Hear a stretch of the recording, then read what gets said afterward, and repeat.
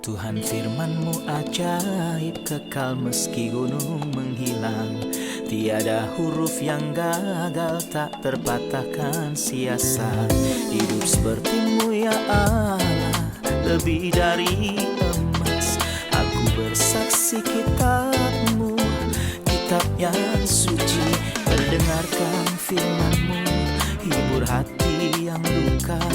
Terangilah langkahku kemanapun ku pergi. Biarkanlah firman-Mu berkuasa atasku. Ubahkanku, bebaskanku, ku mau menyenangkan-Mu. Tuhan firman-Mu ajaib, kekal meski gunungnya. Ubah dan bebaskan aku, mau menyenangkan-Mu. Selamat datang para pemirsa terkasih, kami menyambut Anda sekalian dimanapun Anda berada. Dalam episode terbaru program studi harian kita, Semua Kitab Suci. Dalam 2 episode sebelumnya, kami memberikan pengantar tentang perjanjian baru. Dan hari ini kita akan mulai mempelajari Injil Matius, kitab pertama dalam perjanjian baru. Dan saya mendorong Anda untuk membuka Alkitab Anda, mengikuti kami selama studi ini. Akan sangat baik juga untuk membagikan studi ini kepada orang lain, sehingga sebanyak mungkin pemirsa dapat memperoleh manfaat. Sekarang izinkan saya untuk menyambut tamu kehormatan di studio, Saudara Yosef Riyad. Selamat datang Saudara Yosef. Juga para hadirin di studio, selamat datang. Saudara Yosef, di episode sebelumnya kita memberikan pengantar Injil Matius, menjelaskan penulisnya, waktu penulisannya, dan subjeknya. Agar kita bisa mengerti, sebagian besar ajaran di dalam Injil dalam cara yang terorganisir. Mohon beritahu kami tentang bagian-bagian berbeda dari Injil. Apakah dibagi menurut pasal atau menurut ide yang mereka diskusikan? Kita akan menggunakan layar dan Anda dapat menjelaskan ini kepada kami dari layar apa saja bagian-bagian dari Injil Matius. Silakan. Matius dapat dibagi menjadi 2 bagian. Injil Matius dapat dibagi menjadi 2 bagian, atau 4, atau bahkan 6 bagian. Pembagian bilateral adalah sebuah berikut. Dari pasal 1-12, kedatangan Kristus Raja bagi bangsanya. Dan panggilannya untuk bertobat. Dari pasal 13 hingga pasal 28, penolakan kerajaan dan raja, penyalibannya, dan kebangkitannya. Saya pikir ayat yang merangkum bagian pertama adalah apa yang ada dalam Matius 12 ayat 28. Tetapi jika kau mengusir setan dengan kuasa roh Allah, maka sesungguhnya kerajaan Allah sudah datang kepadamu.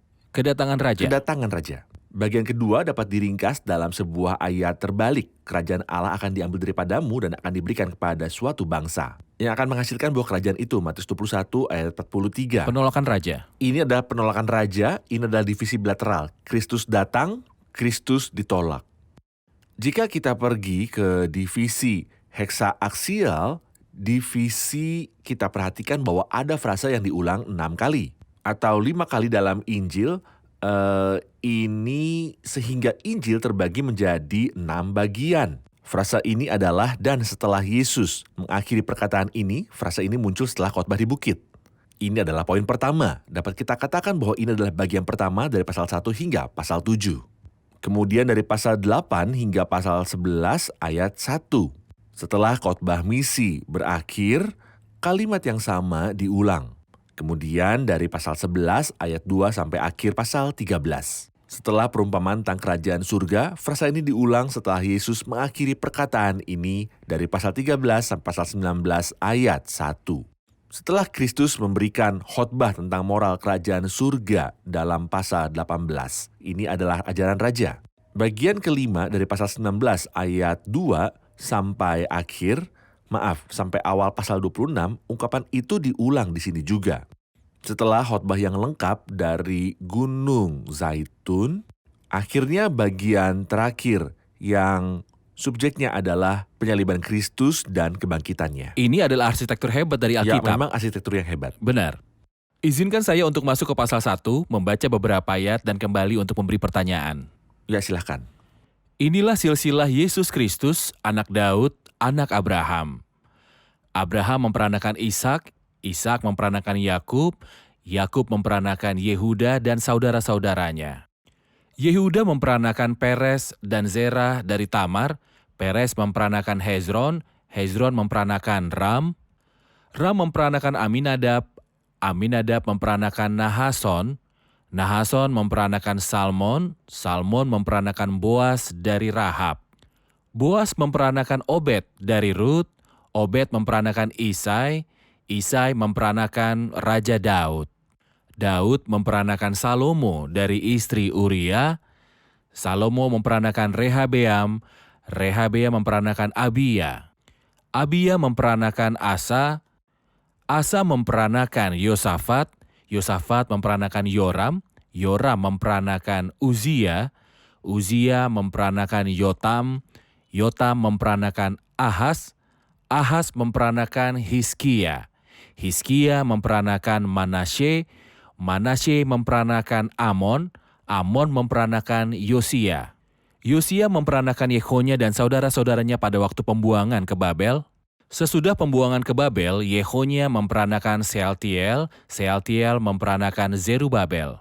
Zerubabel memperanakan Abihud, Abihud memperanakan Elyakim, Elyakim memperanakan Azor. Azor memperanakan Zadok, Zadok memperanakan Akim, Akim memperanakan Eliud. Eliud memperanakan Eleazar, Eleazar memperanakan Matan, Matan memperanakan Yakub.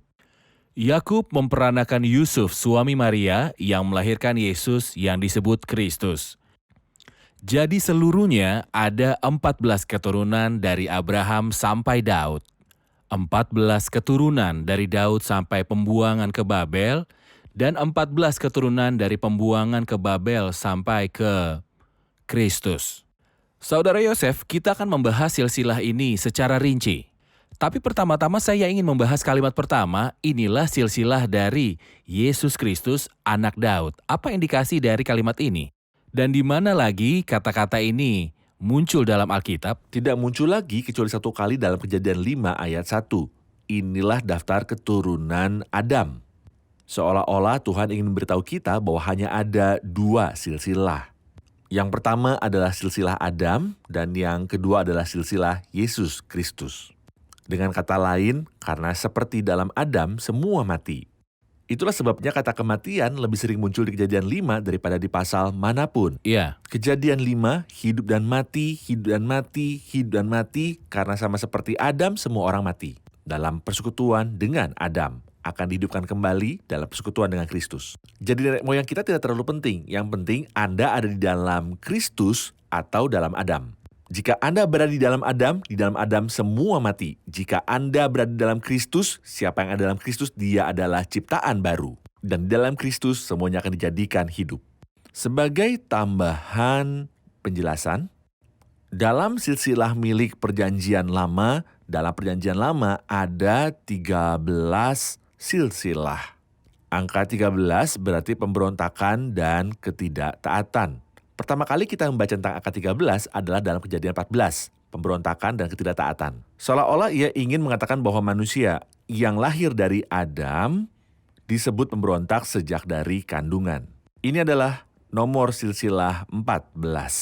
Dan 14 adalah angka penting, ini adalah 7 dikalikan 2. Jadi jika Kristus adalah manusia kedua, maka kita melihat kesempurnaan dalam manusia kedua Tuhan Yesus Kristus. Mengapa Matius peduli untuk memberi kita silsilah Kristus?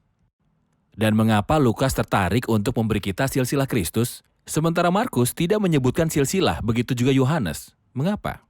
Adapun Markus tidak menyebutkannya karena ia berbicara tentang Kristus sebagai hamba. Ketika bicara hamba, kita tidak peduli siapa ayahnya, yang penting adalah apa yang ia lakukan. Dan apa yang ia buat, itulah sebabnya Injil Markus berkonsentrasi pada pencapaian Kristus. Adapun Injil Yohanes berbicara tentang manusia ilahi atau tentang pada mulanya adalah firman dan firman itu bersama Allah dan firman itu adalah Allah. Saya tidak berpikir bahwa orang yang luar biasa seperti itu akan memiliki silsilah. Dia adalah anak Allah. Tapi untuk Matius yang berbicara tentang Kristus sebagai raja dan untuk Lukas yang berbicara tentang dia sebagai imam. Maka itulah mengapa harus ada silsilah dalam Matius dan juga Lukas. Sangatlah penting bahwa Kristus adalah anak Daud karena jika tidak, ia tidak dapat menjadi raja. Iya. Dan tentang dia sebagai seorang imam juga sangat penting untuk mengetahui silsilahnya. Jika tidak, ia tidak bisa menjadi imam. Kristus segala kemuliaan bagi dia adalah anak Daud seperti yang kita baca dalam Injil Matius pasal 1. Ini adalah silsilah yang panjang.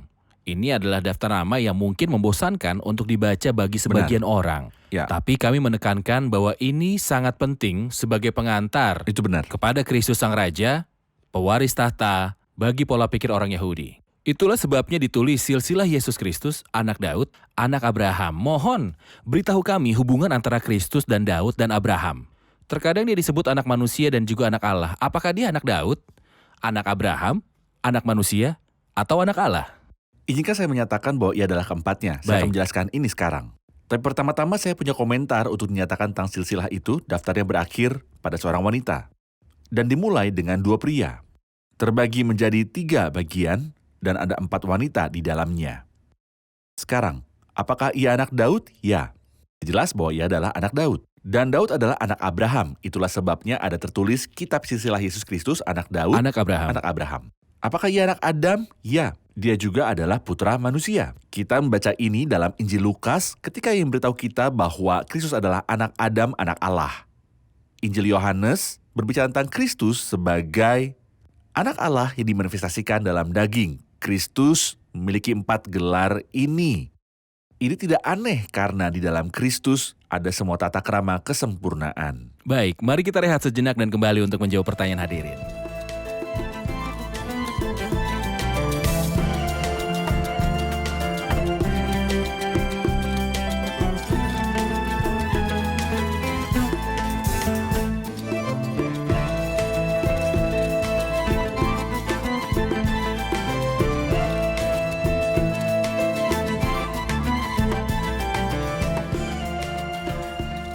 Kita tahu bahwa silsilah berakhir dari seorang wanita dan dimulai dengan 2 pria.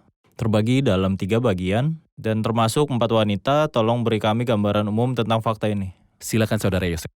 Silsilah ini berakhir pada seorang wanita yang kita baca di ayat 16 dan Yakub memperanakan Yusuf, suami dari Maria yang melahirkan Yesus yang disebut Kristus. Jadi wanita itu adalah perawan Maria yang diberkati. Adapun 2 orang itu anak Daud dan anak Abraham. Adapun 2 orang itu anak Daud dan anak Abraham. Bukan hanya karena Daud lebih muda, dan ini adalah urutan logisnya, tetapi karena Kristus menurut Injil Matius datang sebagai anak Daud. Dan ketika ia ditolak dan disalibkan oleh orang Israel, ia menjadi putra Abraham dibaringkan di atas mezbah yang darinya bukan hanya bangsa Israel diberkati, tetapi semua bangsa. Jadi dia di adalah bumi. anak Daud dalam hubungan dengan orang Israel. Dalam hubungan dengan dan orang putra Israel. Abraham dalam hubungan sesama bangsa. Untuk semua bangsa. Itu Kalau benar. anak manusia, Dia adalah anak manusia dalam hubungannya dengan ciptaan jika Anda membaca Mazmur 8. Dan Ibrani 2, Anda akan tahu bahwa seluruh alam semesta akan diserahkan kepada engkau anak. membuatnya berkuasa atas buatan tanganmu. Tepat. Seluruh alam semesta, dia adalah anak Allah dalam hubungannya dengan Benar. ketuhanan. Kami tahu ini berakhir pada seorang wanita yang adalah perawan Maria yang diberkati. Ya, Dan dimulai dengan 2 pria, Daud dan Abraham. Mohon ceritakan tentang 3 pembagian dan 4 wanita. 3 bagian. Dari Abraham sampai Daud ada 14 generasi. Dari Daud sampai pembuangan di Babel ada 14 generasi. Dan dari pembuangan di Babel sampai Kristus adalah 14 generasi. Inspirasinya di sini menekankan pada angka 14. Benar. Sekali lagi 14 adalah 7 dikalikan 2. Ya, Seolah-olah ia ingin menekankan kesempurnaan manusia kedua. Atau kita dapat mengatakan bahwa kata Daud adalah kata kunci di dalam silsilah. Dia adalah satu-satunya yang namanya disebutkan 2 kali dan dia digambarkan sebagai raja. Daud sang raja. benar. Nama Daud dalam bahasa Ibrani adalah D-O-D.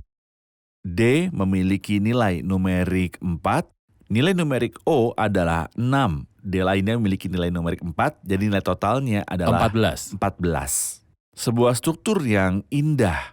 Ini dibagi menjadi 3 kelompok 14 karena Daud adalah 14. Dan pada 3 bagian ini kita melihat fajar bagi bangsa, senja bagi bangsa pada Abraham. Kemudian kita melanjutkan sampai kami mencapai tahta pada Daud. Kita bisa katakan bahwa ini adalah waktu siang bagi sang bangsa, penuh cahaya. Cahayanya kuat pada siang hari. Tapi di sore hari matahari terbenam dan cahaya pun memudar. Inilah yang terjadi. Raja-raja yang datang setelah Daud tidak begitu saleh seperti Daud sampai kita tiba di Konya. Lalu penawanan di Babilonia yang merupakan kegelapan malam.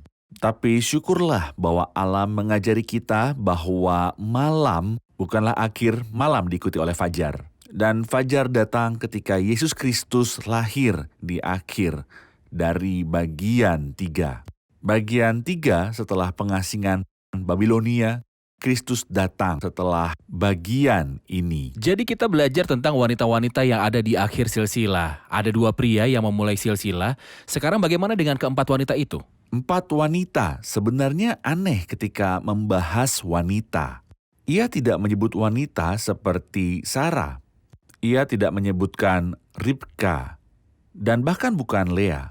Dia lebih suka menyebutkan 4 wanita yang dipandang penuh kecurigaan. Wanita pertama yang disebutkan di sini adalah Tamar. Yang kedua adalah Rahab, yang selalu digambarkan sebagai Rahab sang pejinah. Yang ketiga adalah Rut, orang Moab. Yang keempat adalah ia yang pernah menjadi istri Uria. Ia bahkan tidak menyebut namanya. Dia tidak menyebutkan namanya, tapi menyebutkan dosanya. Benar. Mengapa dia memilih 4 ini? Kupikir dia ingin beritahu kita bahwa jika bukan karena dosa, Kristus tidak akan datang. Beberapa orang merasa malu dengan ini. Tapi saya katakan dalam pemaknaan langsung dan pemaknaan tidak langsung. Secara harafiah dan dalam pengertian moral. Jika bukan karena dosa, Kristus tidak akan datang ke dunia. Untuk apa dia datang? Jika manusia baik-baik, saleh. Kristus berkata, aku datang bukan untuk memanggil orang benar, tetapi orang berdosa, supaya mereka bertobat. Ini adalah pernyataan yang setia dan yang layak diterima semua, bahwa Kristus Yesus datang ke dunia untuk menyelamatkan orang berdosa. Tentu ini hanya pertanyaan hipotesis. Apa tidak ada kemungkinan bagi orang untuk menjadi orang benar? Jawaban adalah tidak. Karena saja. beberapa orang mungkin bertanya, jika Adam tidak berdosa, akankah Kristus datang untuk mati? Dan Gagasan bahwa jika Adam tidak berdosa, apa yang akan terjadi tidak pernah terlintas dalam pikiran. tepat. Karena Adam akan tetap berdosa. Siapa yang tidak berbuat dosa? Oke, Adam berdosa. Orang ini tidak baik. Siapa yang tidak berdosa? Di mana Ya. orang ini yang tidak pernah berbuat dosa? Benar. Dan selalu berbuat baik? Iya. Tidak ada. Keempat wanita ini memiliki sejarah tidak terhormat. Hina, tapi mereka memberi kita kunci yang baik. Apa yang membawa Tamar ke silsilah? Dosa. Seolah dia ingin beritahu kita bahwa orang berdosa punya harapan. Apa yang membawa Rahab ke silsilah? Iman. Seolah dia ingin beritahu kita bahwa orang berdosa dapat diselamatkan, tapi tanpa iman tidak ada yang dapat diselamatkan. Ya, Dia ingin memberitahu kita bahwa Rut, orang Moab yang dilarang oleh hukum untuk bergabung dengan umat Allah. Apa yang membuat Rut, orang Moab, jadi bagian dari silsilah? Bukan hukum, tetapi kasih karunia. Seolah dia ingin katakan bahwa orang berdosa diselamatkan oleh iman dengan kasih karunia. Bagaimana dengan dia yang merupakan istri Uria? Ini memberitahu kita bahwa bahkan orang yang telah diselamatkan seperti Daud bisa juga jatuh. Kuartet wanita ini berarti bahwa orang berdosa dapat diselamatkan. Diselamatkan. Dengan kasih karunia dan iman, diselamatkan tanpa melakukan hukum Taurat tetapi oleh kasih karunia dan akhirnya tidak pernah kehilangan keselamatannya. daftar yang hebat ini seperti yang telah Anda jelaskan, dimensinya yang luar biasa dalam silsilah ini. Namun ada beberapa ungkapan yang mungkin menjadi masalah bagi mereka yang menolak Alkitab. Tidak demikian bagi kita karena kita tahu bahwa hikmat Tuhan mengizinkan beberapa peristiwa dan nama terungkap dan yang lainnya disembunyikan.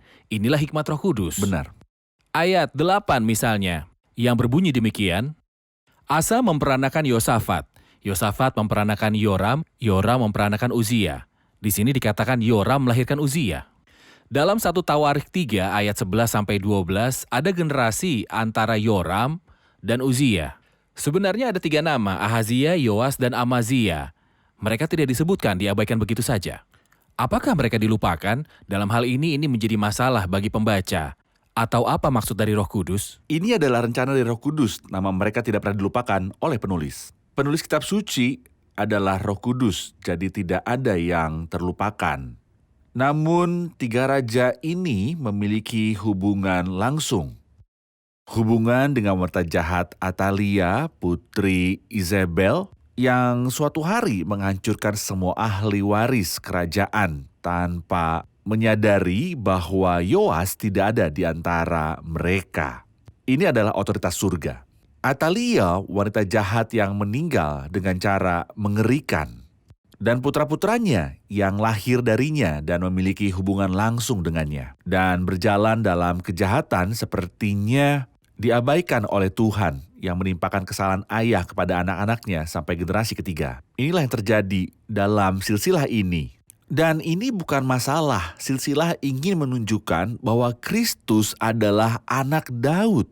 Dan fakta bahwa itu mengabaikan nama-nama beberapa orang jahat. Namun tidak mencegah Kristus menjadi anak Daud. Baik, kita akan rehat sejenak dan kembali untuk menjawab pertanyaan hadirin.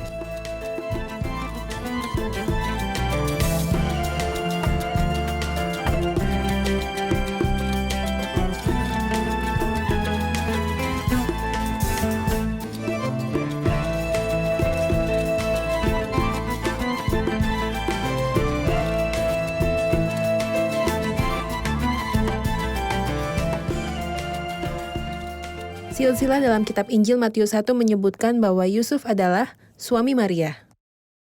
Tapi Yusuf bukanlah ayah dari Kristus. Jadi, apa pentingnya menyebutkan dirinya di dalam Alkitab? Silakan. Sebenarnya Kristus mengambil haknya atas tahta Daud secara resmi melalui Yusuf karena silsilah dari raja-raja termasuk Yusuf. Kita tahu bahwa Yusuf tidak ada hubungannya dengan kelahiran Kristus. Benar. Tetapi ketika Kristus lahir, Maria adalah bertunangan untuk menikahi Yusuf. Ayat-ayat berikut memberitahu kita, malaikat dari surga berkata, Yusuf, jangan takut untuk mengambil bagimu Maria istrimu. Karena yang dikandung dalam rahimnya adalah dari Roh Kudus. Jadi ketika ia melahirkan Yesus, ia sedang bertunangan untuk menikah seorang pria yang bernama Yusuf. Sehingga haknya atas tahta diambil dari Yusuf. Jika Kristus bukan anak Yusuf, ini akan menjadi masalah bagi orang Yahudi. Bagaimana bisa mewarisi jika Anda bukan seorang ahli waris yang asli dari keturunan Daud?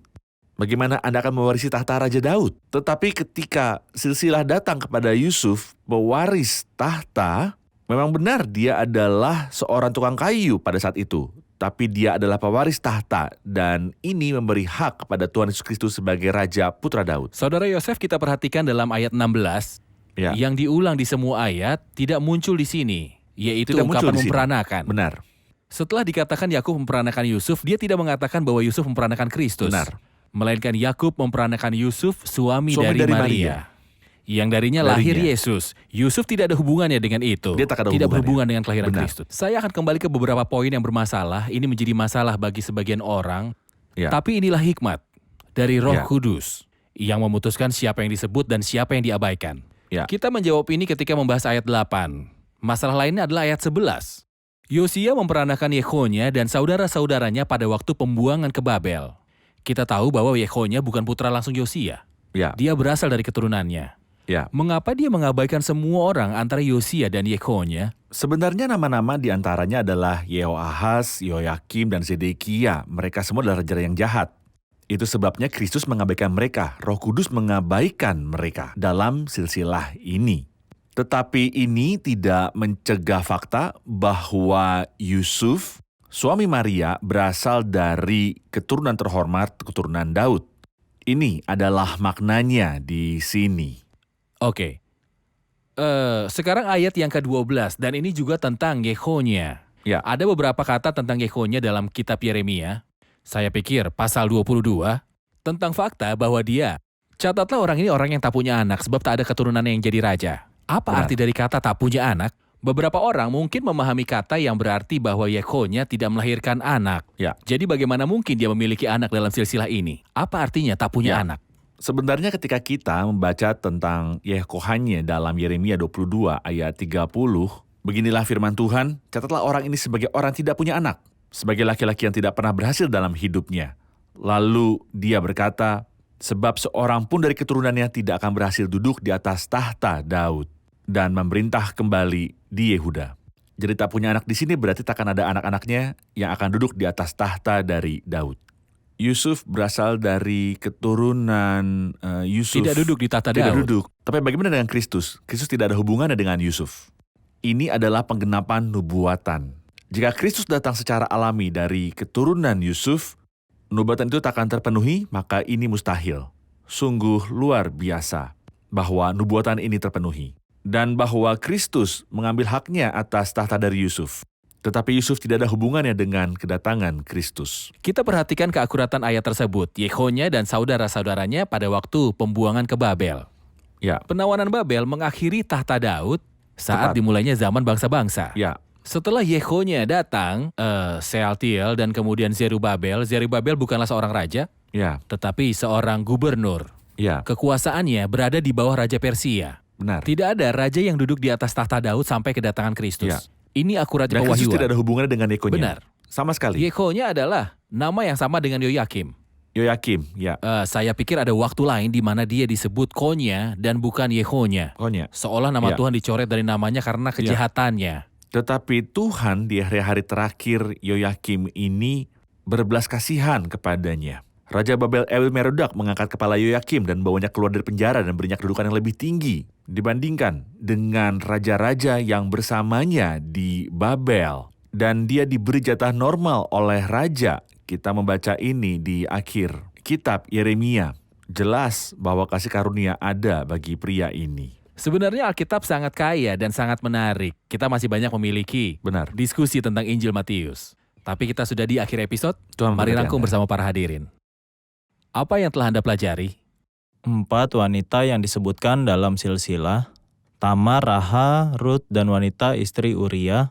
Orang berdosa diselamatkan melalui iman oleh kasih karunia dan tidak pernah kehilangan imannya. Benar, terima kasih. Silsilah Kristus disebutkan dalam Injil Matius karena membicarakan Kristus sebagai Raja. Ini juga disebutkan dalam Injil Lukas karena berbicara tentang Kristus sebagai imam. Tapi ini tidak disebutkan dalam Injil Yohanes karena membahas dia sebagai anak Allah yang kekal. Ini juga tidak disebutkan di dalam Injil Markus karena ini berbicara tentang Kristus sebagai hamba, dan prestasi sang hamba lebih penting daripada silsilahnya. Injil Matius menunjukkan bahwa Yusuf tidak ada hubungannya dengan kelahiran Kristus karena dia adalah keturunan wanita. Di sini tertulis bahwa Yakub memperanakan Yusuf, bukan Yusuf yang memperanakan Kristus. Tapi Yusuf, suami Maria diantaranya, lahir Yesus yang disebut Kristus. Terima kasih, Tuhan memberkati. Terima kasih Saudara Yosef, Terima Tuhan kasih. memberkati. Pemirsa terkasih, di episode hari ini kita berbicara tentang silsilah dari Tuhan kita, Tuhan Yesus Kristus.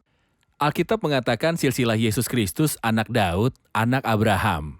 Kita belajar tentang hubungan antara Kristus dan Daud. Dia adalah pewaris yang sah dari tahta Daud, gelar Daud. Anda mungkin berada di luar lingkaran Yudaisme, di luar lingkaran Israel. Anda mungkin tidak ada hubungannya dengan orang-orang ini yang memiliki hubungan dengan Tuhan dalam kapasitasnya sebagai anak Daud dan menolak dia. Saya ingin memberitahu Anda bahwa Kristus juga adalah putra Abraham. Tentang siapa yang dikatakan Alkitab oleh keturunan mula, semua bangsa di bumi akan mendapat berkat. Kristus adalah untuk seluruh dunia. Apapun kebangsaanmu, apapun latar belakang dari agamamu, apapun keadaanmu, Kristus datang untuk Anda. Dia datang ke dunia ini untuk seluruh dunia. Yohanes 3 berkata, karena kasihnya akan dunia ini, ia mengaruniakan anaknya. Anda harus memutuskan siapa Kristus bagi Anda. Jika Anda percaya kepada Kristus hanya sebagai guru dan sebagai nabi, hanya demikian, Anda tidak akan mendapatkan keselamatan yang kekal. Anda tidak akan menikmati hidup yang kekal. Jika Anda menyukai Kristus hanya sebagai pemimpin, guru, dan pengubah sejarah, Anda tidak akan memperoleh apa-apa dan kehidupan Kristus menghakimi Anda. Tetapi bagaimana memperoleh manfaat dari Kristus yang lahir, hidup, mati, dan dibangkitkan dengan penuh kemenangan? Buka saja hatimu untuknya sebagai juru selamat Tuhan dan Tuhan atas hidupmu. Datanglah pada Kristus dan terimalah Dia. Sampai jumpa di episode selanjutnya. Tuhan menyertai.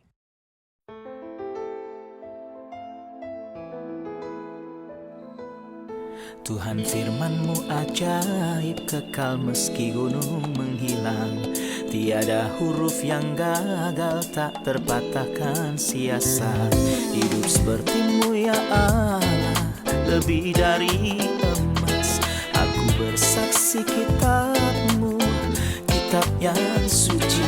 Mendengarkan firman-Mu, hibur hati yang luka. Terangilah langkahku kemanapun ku pergi. Biarkanlah firman-Mu berkuasa atasku. Ubahkanku, bebaskanku, ku mau menyenangkan-Mu. Tuhan firman-Mu ajaib, kekal seluruhnya. Ubah dan bebaskan aku.